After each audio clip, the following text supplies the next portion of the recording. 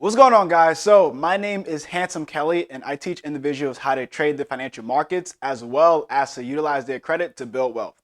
So before we continue, here's a quick disclaimer. I'm not a CPA, I'm not a financial advisor, nor am I your financial advisor. So do not act on any information in this video without first speaking to your financial advisor or your CPA first. So today in this video, I'm going to show you guys how to turn this into this. Now, I understand this is only what, $25. After you utilize the information in this video, you're going to have way more than $25. Now, before we continue, make sure you like, make sure you subscribe, make sure you share this with your friends and family, and also leave a comment. If you utilize the rewards as well as take advantage of all the information in this video, you'll never be broke. At the time of me recording this video, I have access to over $130,000 of personal credit, and that's excluding business credit. So hypothetically speaking, if I was to ever go broke, I'm not necessarily broke. Why? Because I can utilize my credit. There's key things that you need to know, like your statement dates and your reporting dates that I covered in a previous video. So before you continue watching this video, you want to go over and make sure you watch that one first. And I'm not sure where it's currently at, but it's somewhere here or here. So if you click here or here, watch that video first and then come back to this one. We're currently dealing with the biggest wealth transfer in history, and if you don't have any digital or physical cash, you just won't be able to take advantage of it. One way in which you can turn your credit into cash is using manufacturer spending. However, that's become more common. It's the most complicated yet most simplest way to go about doing so. Now, because it's complicated and a lot of places are cracking down on that, which makes it even more difficult for you to go about doing so, I figured I'd say, you know what, let me just show you guys different ways that you can go about doing it. So there's different ways that you can turn your credit into cash. But for this video, I'm going to show you guys the easiest and most simplest 3 ways to go about doing so. The first way is using Cash App. Cash App allows its users to send and receive money. Now, by sending money, you can either send it with your debit card, you can send it with your bank account, or you can send it with, you guessed it, a credit card. Now, if you're using a credit card, you'll be charged 3% per transaction. So an example is this. If you were to send $1,000, you'll be charged $1,030. Why? Because it's 3%. So 3% of 1,000 is 30. So if you do 1,000 plus 30, you'll have 1,030. So if you're tight on cash, you can use Cash App to send money to a friend or a loved one. Use your credit card for the transaction. And once that money clears with your friend or a loved one, have them Zelle you the money. So before a week end, you'll have the money that you use to pay your friend or loved one with your credit card. Now it will be in your bank account.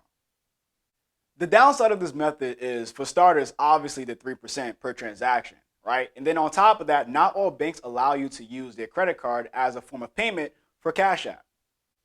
Another downside is that some banks consider Cash App a form of cash advance or a wire transfer. So because of that, your limit that you may be able to send is only going to be 20% of your actual credit limit. So an example of that would be if your credit limit is 1,000, right? 20% of that would be 200. So you will only be able to send $200 to a friend or a loved one using your credit card as a form of payment on Cash App. The second way that you can turn your credit card into cash is by doing a balance transfer. With the balance transfer, what you're going to do is you're going to call up your credit card bank. You're going to ask them to send you balance transfer checks. Before you do that, you want to make sure that the card that you're using has a low interest rate. And the reason why you want to do that is because it's best to use this method with cards that have low interest rates. Why? Because if you're using it with a card that has a high interest rate, obviously you're going to be paying more because it's a higher interest rate. Now, once you have that card figured out that you're going to use and the checks actually arrive, what you're going to do is now fill out the actual check. After you fill out the check, you're going to deposit those checks into your personal bank account. Once you deposit into their personal bank account and the money actually clears, you'll now have whatever the amount was on those checks, you'll have that as available cash in your bank account. So the third and final method that I'm going to show you guys how to turn your credit card into cash for this video is by using PayPal or Venmo. With PayPal or Venmo, its users are allowed to send money to friends and family. Now, for this, I actually recommend that whatever amount you're sending, what you're going to do is you're going to say that you're sending goods and services, or you're paying for goods and services. I also recommend, so things don't look funny, you're going to send small amounts and then just work your way up to sending larger amounts. Now, the reason why you want to do that is because, again, you don't want it to look funny that you're just out of nowhere sending a crazy large transaction. You want to show that you're working your way up to sending a larger amount over time. I also recommend for this method to not pass over $1,000 per transaction. Now, the reason why I'm saying that is because it can become very irritating if your account is flagged. It's irritating, it's time consuming to get your account unflagged, and you don't want to go through that. So just avoid all of that altogether. Don't send more than $1,000 per transaction. So for this method, you're first going to attach your credit card to the form of payment method on both PayPal or Venmo.